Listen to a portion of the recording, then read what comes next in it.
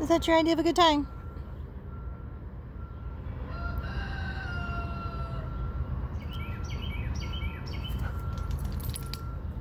It's a new bird.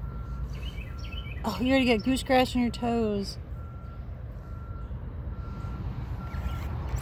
Did you bring the ducks out? No. Oh, I thought you were going to bring the ducks out. Sit them out here. Well, the dog's out here. So? I want to bring the ducks out with the dog. The dog is... She's a bird dog. I made a discovery. What's that? Oh, shoot. Forgot a mushroom? I completely totally forgot about this mushroom. Ow. Hey, that's loud!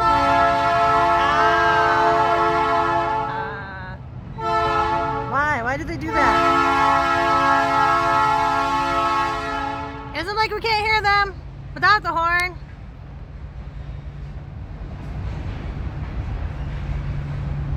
He's burying the stem. I thought the seed parts, the spores came out of the head. Huh? I thought the spores came out of the head. Living mycelium at the base. Ah. If the mycelium is still alive, then it can keep on growing. But you just buried it. It's supposed to be up above it. This is the fruiting body. The mushroom itself is the mycelium. The fruiting body is just what it does when it's time for it to reproduce. Right. So I just took a little chunk of the mushroom, tore its fruit off, and then put the rest of it back into a new area where it can continue to grow. So if you were smart, you would just pick the top off and leave the rest of it. Like literally pick the fruit. As long as there's not, well, yeah, as long as there's enough material there for it to continue growing, it'll grow. And this is just the fruit of the mushroom. So if you're supposed to be doing survival gardening, shouldn't you would be wearing camouflage out here with your rifle and some body armor and a bucket of trees? You should be trolling parks at night with your headlights off, that kind of thing. That's what I think. Wearing a gorilla suit, of course. Yes. Because then it would be guerrilla gardening. That's what I think of when you say survival, whatever. I'm like either starting a fire at the bow drill, or you're driving, or you're escaping something. Right, We're infiltrating something. Yeah, I'm just saying. I've got to do that survival gardening video. Well. Yeah, you got to finish that one. Yeah, I've got some stuff shot for it. Anyway. Sure you do. I've got until next Friday to get it done, edited, and out. So I'm giving myself plenty of time to get them done. So. Yeah, you've seen the advertisements. You've seen the product for sale, the survival seed bank. Yeah, I saw your I saw your bucket. Or the whatever it is. Oh yeah, for the trailer I used this. Yeah, that's from the mortar. I mean, this would be like close to $300 if this was actually a bucket that had survival seeds in it, but it's actually freeze-dried nasty crap you don't have enough water for. But it's just actually, you know, empty the bucket that the sand that we used to put between the pavers out there. Just because you buried something doesn't mean you need to dig it up. But yeah, the thing with these seed collections is we get a pirate bandana. You get matey. The thing that you get with these seed buckets is this. Did you get anything? Everyone, it doesn't matter where you are in the world, you've got your own growing zone, you see? Ah, all right. So I'm in the shade. You have your own, everybody has their own growing zone. Ours, for example, is Zone 7A. If you want to know what your growing zone is, just go to your favorite search engine. I'm not going to tell you which one to use. You know, you're a grown adult, or maybe you're not. But anyway, you know how to use a search engine. You're a 12-year-old. You can do better than I can. I got to tell you which one to use. Just go to your search engine and punch in your zip code and follow that with the words growing zone. You may even say USDA growing zone, because there is also a United Kingdom growing zone. Yeah, but they have different zip codes. And the numbers, it'll probably show you things near you. The numbers are not exactly equivalent. Keep in mind the British Empire covers multiple continents.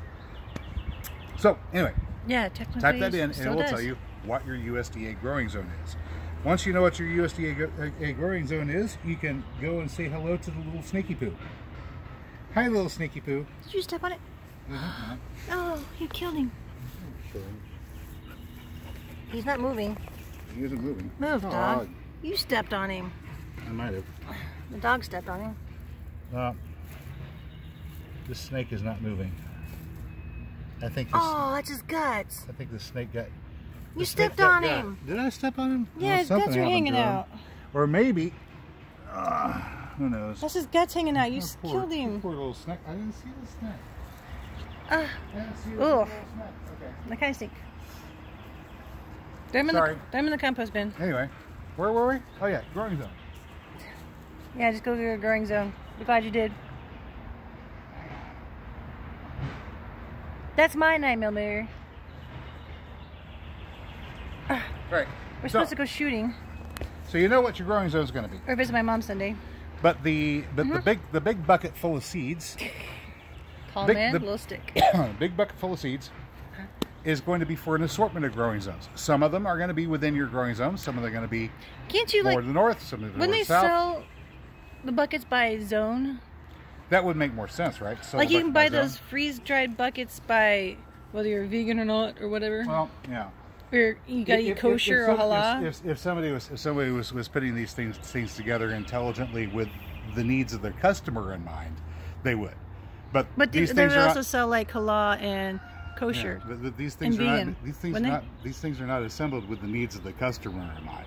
They're assembled with the need to get rid of all those seeds in mind. Leftovers. Most likely, yeah, leftovers. Because I see what they put in them.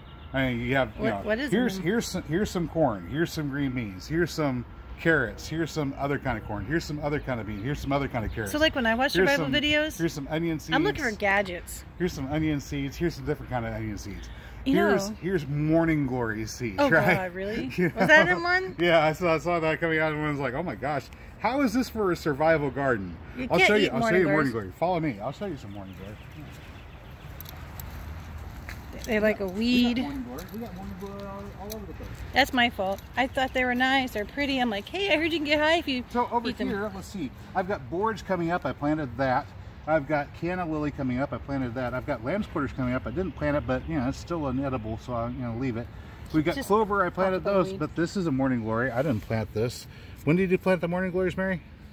Back in high school. Back in high school, and We're not going to reveal your age to the audience now, but of I'm course, like 40 something. All right, so in high school she planted morning glories, and now there's one, there's two. You have to pull that one. There's two. And then 4 o'clocks, and this then is red not the buds. first time I've gone through here and thinned out morning glories. Here's another one. And he's turned this dirt so many times. Here's another one. Hang on, there's more. But wait, there's more. There's another one right here. There's another one right here. Here's another one right. I meant for them to just grow along the fence line. Yeah. And but they multiply. And they spread. And speaking of multiply and spread, look at this booger. Somebody actually wanted this. This is called evil. Yeah. You pull that guy up, you get 3 more. They're like gray hairs. Oh, there you go. Got a nice handful. Yeah. Do you have the ones that you pulled? Oh, I just pulled one. You just pulled one. Yep. Okay, you pulled one. Uh-huh. All right. So from this one little bed right here. I'm a lazy bum. Remember, Mary planted these back in high school, so when she was like 20, let's say. Or maybe So mid-20s. 20 years ago, Mary planted morning glories. About then. Once. No, I think we got the blue ones from that other property that Mom didn't keep. Okay. No. From over there. They were already growing here by then. Oh. So she planted them once along a fence row.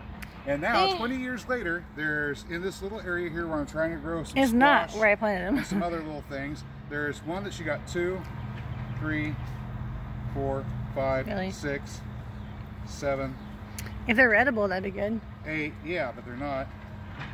9. So 10, the flowers do anything? 11. Not really. Besides be blue. 12. But I also surrounded 13, my mom's house with 4 14. o'clocks. So there's 14 of these little vining plants, and every single one of them has the capacity to grow up big enough that'll grab the vegetable that you wanted to eat for your survival and strangle it and pull it to the ground and kill it. That does that. So, but so putting these into a survival garden bucket full of seed collection sort of thing. well, you definitely get some greenery. Man, whoever's doing this does not have the best interest of their customers in mind at all. Don't you research this stuff? I'm flashing a fire on, aren't I? Anyway. That's mine. Oh, I know. You're supposed to be carrying a Mary's revolver. be good. Oh, it's working loose too. I don't like I bought the holster for me I don't like it. because I like the paddle one I have. So when I go to a customer, I can just leave the whole thing in the truck and I'll hear, "Is that a gun?" No, dummy, it's a holster. No. It's a gun holster? No, It's a tool holster. Yeah, that's it. Because gun technically is a tool. Yeah. It's like one giant hammer. Hey, give it here. I'll carry it. Ooh, I'll wear two. I go with my massive keys. If you drive a truck, you gotta have keys. There's only 2 keys on there. So the first thing. Yep, So this is a sneak peek. The first thing that you need to know before starting your survival garden is to know what your growing zone is. And Item number don't 2. order the bucket. Don't buy the seed collections. You would think maybe you could get seeds from your local place because they're kind of in your growing zone. Well, yeah. But that's not always true either because they just sell seeds mass. Instead of buying the big collection of seeds, buy seeds that are going to be for your growing zone. That's the second piece of advice. Seeds for your growing zone. Know your growing zone, seeds for your growing zone. Don't buy the bucket. And sometimes those big box stores are just selling seeds. Now, you can't release this until after the 13th. This is an 11. This would be like number 11 something. All right. Well, you can't release it until after the 13th. I still have 10 and 10.2 and 10.7 because I lose track. I double number things. I won't have the video out until after the 13th. Dun, dun, dun. You know 13's a Friday. 13th is Friday, right? Oh, anyways. So, item number 3, if you're interested in that sort of thing. Item number 3, whenever you're starting your survival garden, is start with your calorie crops first. Calorie crops. Calorie crops first. So, for example, Oh yeah, I guess that makes sense. these guys are all onions. So these are Egyptian walking onions. They're a perennial top-setting onion. We've got a ton of them. Garlic. Is that garlic and onions, basically? No, this is all onions. There's no garlic. What's that? That's onions too. But they haven't turned into that yet. These are old timers. Yeah, these are the ones I planted first, and these are ones I planted second. These are getting huge. Hey, Doc. Yeah, look at that. I mean, monsters. Those are just growing greens. Onions are wonderful. Onions are great. They taste wonderful. They're delicious. Don't forget your peas. But you know what? They're not calories. Over here, I've got a little tomato plant. Oh, I got more than one tomato plant. I got 2 tomato plants. Let's thin that out. Oh. And then there's some grass in here. So anyway, is that a potato? Or is that mint? That's mint. Oh. So this is a tomato. Tomatoes are delicious. Tomatoes are wonderful. I love tomatoes. I love tomatoes, but they're not really high in calories, and they go great with porridge. I mean, they go great with other things. Yeah. What's this guy? That's a bean. We'll get to that in a minute. So, yeah. So once again, you know, tomatoes are great. Tomatoes are wonderful, but you're not going to survive eating tomatoes. This is borage. Borage is a wonderful companion plant, especially for your solanaceas like the tomatoes. It attracts beneficial pollinators, and it tastes like a cucumber. The leaves taste like cucumber whenever they're young and tender still. Whenever they get old, they're not quite as appetizing. But this is a salad green. You're not going to provide your calorie needs with salad greens, tomatoes, and onions. Are you with me so far? Right. All right, hang on. I'm going to have to make 2 parts of this. Hang on a second. I'm almost at 15 minutes. I'm still, like, hovering over number 3. You see this guy here? It's a bean? This is not a bean. Pea. This is not a pea. Cucumber. This is a cucumber. And it's more than one cucumber, so we're going to thin. There we go. That's an Armenian cucumber. Right. And seeing as, and I think this is tarragon here. I'm not sure. I could be wrong. I planted a whole bunch of stuff, and I don't know what I planted in every spot. I just shoved stuff. They make little pegs that you can write. Yeah. I just shoved stuff in the holes. Okay. So Armenian cucumber. Cucumbers are great. Cucumbers are wonderful. In a salad, you can make pickles out of them. They're great, but they're not really a high-calorie food. That's a violet. I just happen to have violets, and I'm sticking them everywhere, right? I'm about to cut you off. We're almost at 15 minutes. All right. So all these things I just pointed out, these are great things to have in your garden. They're delicious. They're tasty. You should grow them, absolutely, but start with calories first. That's item number 3. Start with calories first. To be continued.